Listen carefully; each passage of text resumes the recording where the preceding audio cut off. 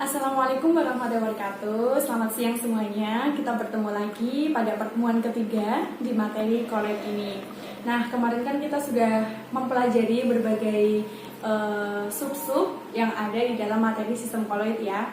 Untuk yang terakhir, ini kita akan membahas perihal peranan kolej dalam kehidupan sehari-hari nih. Ternyata materi kimia itu sangat dekat sekali dengan kehidupan kita, dan hari ini kita akan membahas semua itu. Nah, sebelumnya Bu Dewi akan memberikan persepsi pada kalian semua, di mana sistem koloid ini sangat banyak sekali kita jumpai ya dalam kehidupan sehari-hari. Seperti di alam nih, seperti air, tanah, kemudian udara, batu, dan lain sebagainya itu terdiri dari partikel-partikel ataupun molekul-molekul yang ada dalam kimia. Nah, di dalam dunia industri, kemudian kedokteran, kemudian sistem hidup dan pertanian pun sangat dipengaruhi oleh koloid itu sendiri. Hal ini disebabkan adanya sifat karakteristik koloid yang begitu penting, yaitu dapat digunakan untuk mencampur zat-zat yang tidak dapat saling melarutkan secara homogen dan bersifat stabil untuk produksi dalam skala besar. Dan koloid ini sangat bermanfaat sekali dalam pembuatan susu kemasan di dunia industri loh ya. Kemudian dalam pembuatan deodoran, kemudian apalagi ya, es krim dan lain sebagainya.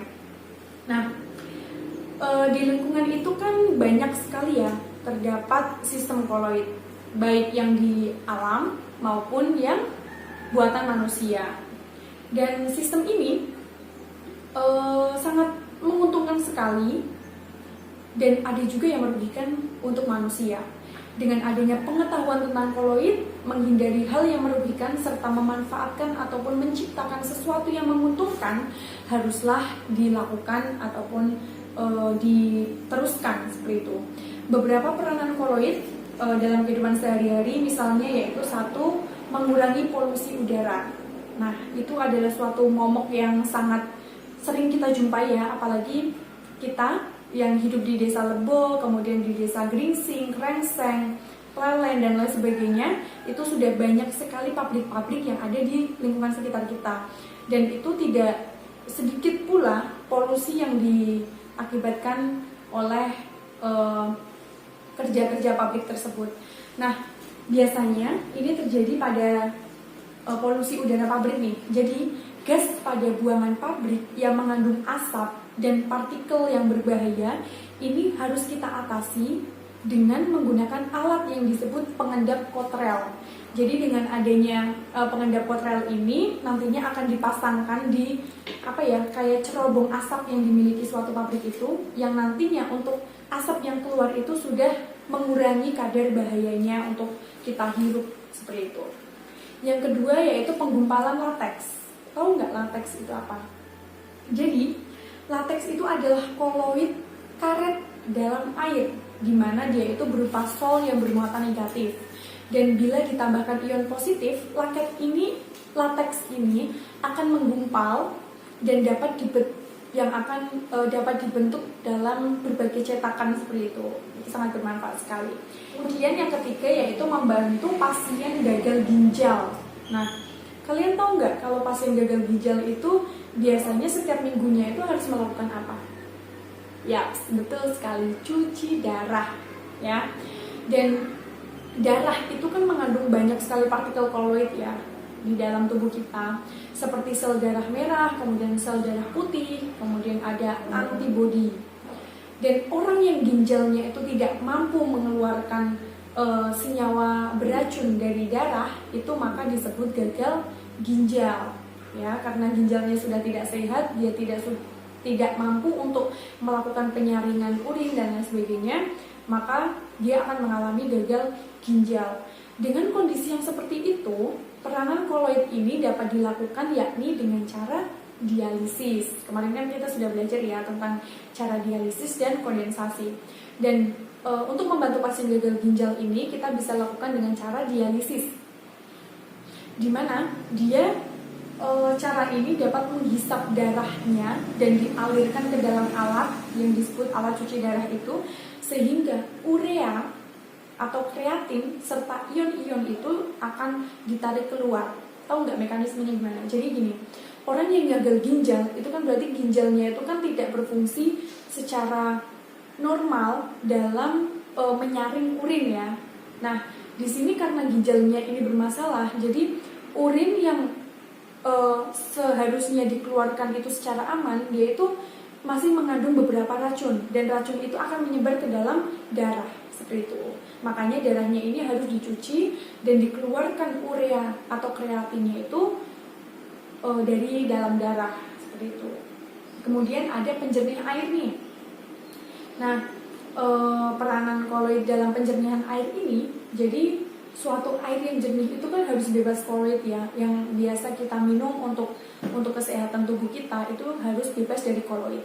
Oleh karena itu, air itu akan diberikan aluminium sulfat atau biasa kalian tahu tawas. Tahu tawas ya?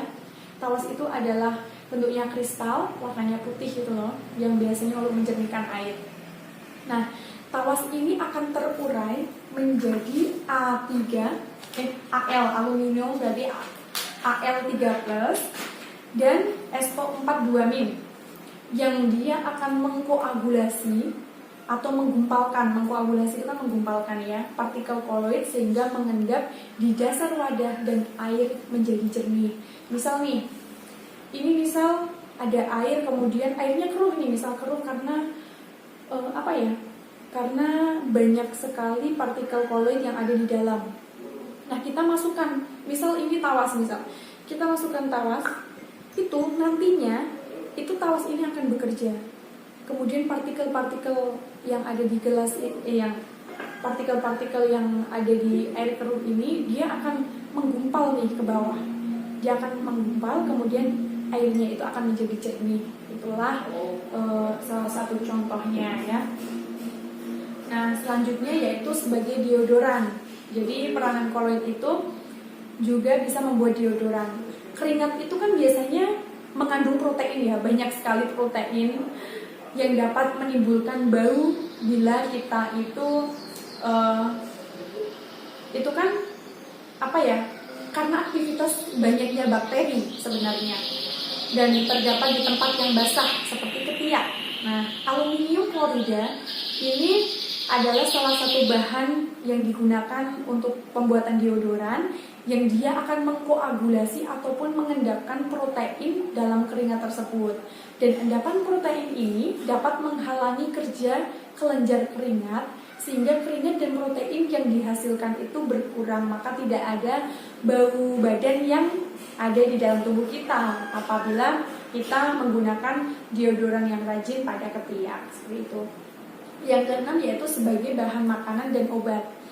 Jadi ada bahan makanan atau obat yang berwujud padat sehingga tidak enak dan sulit untuk ditelan. Untuk mengatasi itu, zat ini dikemas dalam bentuk koloid sehingga mudah diminum. Contohnya adalah susu encer dalam kemasan.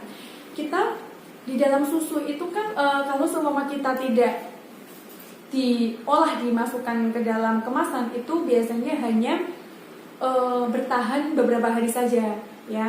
Di dunia industri ini sudah sangat bagus sekali, di mana dia menggunakannya sebagai bahan makanan dan obat. Ketika susu itu berada di dalam kemasan, itu kan biasanya harus dikocok dahulu ya. Dia itu agar selalu dalam bentuk koloid kayak gitu loh. Maksudnya biar dia juga mudah untuk dikonsumsi, kemudian juga rasanya juga masih tetap enak kayak gitu. Terus selanjutnya yaitu sebagai bahan kosmetik nih. Ada berbagai bahan kosmetik berupa padatan, tetapi lebih baik bila dipakai dalam bentuk cairan. Untuk itu biasanya dibuat berupa koloid dalam pelarut tertentu. Itu adalah salah satunya. Kemudian bahan pencuci, tahu nggak bahan pencuci apa aja? Ya, betul sekali, seperti sabun kayak gitu. Nah, sabun ini kan sebagai pembersih ya, karena dia itu dapat mengemulsi minyak dalam air.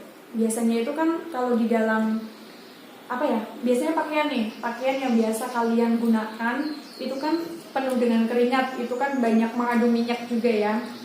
Jadi sabun ini dalam air itu dia akan terion menjadi Na+ dan ion asam lemak Jadi kepala asam lemak itu yang bermuatan negatif itu dia akan larut ke dalam air, sedangkan ekornya itu larut dalam minyak.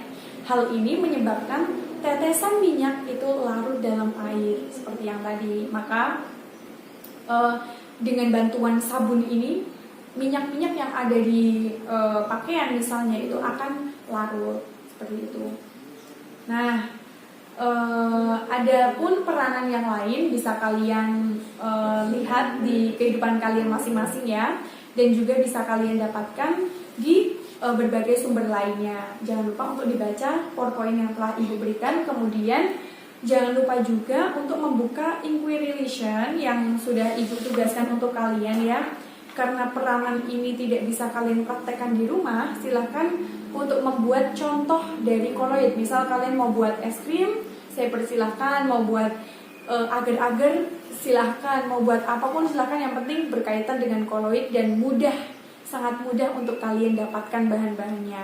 Dan jangan lupa untuk di video, kemudian dikirimkan ke Ibu untuk menambah nilai kalian. Nah, jangan lupa juga untuk membuka link yang sudah Ibu share ya, itu karena berisi tentang beberapa aplikasi koloid dalam penjernihan air, dampak polusi terhadap lingkungan, dan eksperimen koloid pembuatan es krim. Itu bisa kalian lihat karena itu menambah wawasan kalian seperti itu. Terima kasih. Kalau seumpama masih ada yang bingung, silahkan untuk chat pribadi saya. Kemudian untuk insya Allah saya akan pahamkan kalian sampai paham. Semoga bermanfaat. Jangan lupa belajar dan jangan lupa bahagia. Jangan lupa cuci tangan dan jaga kebersihan. Oke, terima kasih. Wassalamualaikum warahmatullahi wabarakatuh.